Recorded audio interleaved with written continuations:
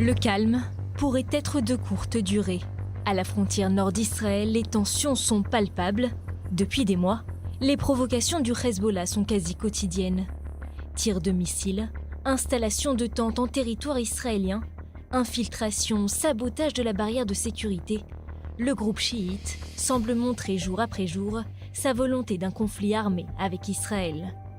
C'est ici que nous rencontrons Eliezer Amsalem, le chef de la sécurité du conseil régional. La question n'est pas s'il y aura une guerre, mais la question c'est quand. Parce que le Hezbollah nous provoque à chaque fois, il fait des choses contraires aux accords, comme construire des tentes, tirer sur le village de Gajar. Je n'ai aucun doute que cela va arriver. Ça peut être dans une semaine, dans un mois ou dans un an, mais il faudra une guerre ou une opération pour restaurer la force de dissuasion d'Israël. Du fait de leur proximité avec le Hezbollah, les localités du nord sont confrontées à des dangers potentiels, en particulier des infiltrations, mais pas seulement. Les maisons ne sont pas protégées. Les abris qui ont été construits il y a 40, 50 ans ne répondent pas à la menace actuelle. D'ailleurs, nous n'avons pas de temps de réaction s'ils tirent un missile sur nous. Ils tombent directement. On n'a aucun temps de réaction. En tant que chef de la sécurité du conseil régional, non, je ne dors pas bien la nuit. Je m'inquiète pour les habitants. Ma peur principale, c'est le manque de protection adéquate. Des impressions que les habitants des localités frontalières ne semblent pas partager.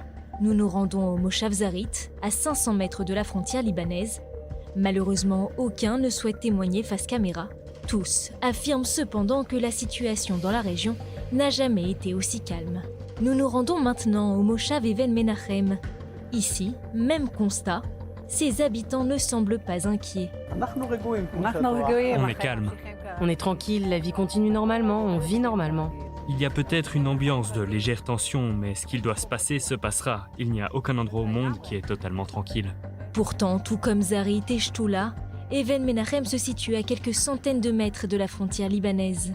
Ici, Israël, à 500 mètres, le Liban, ou en d'autres termes, les positions du Hezbollah.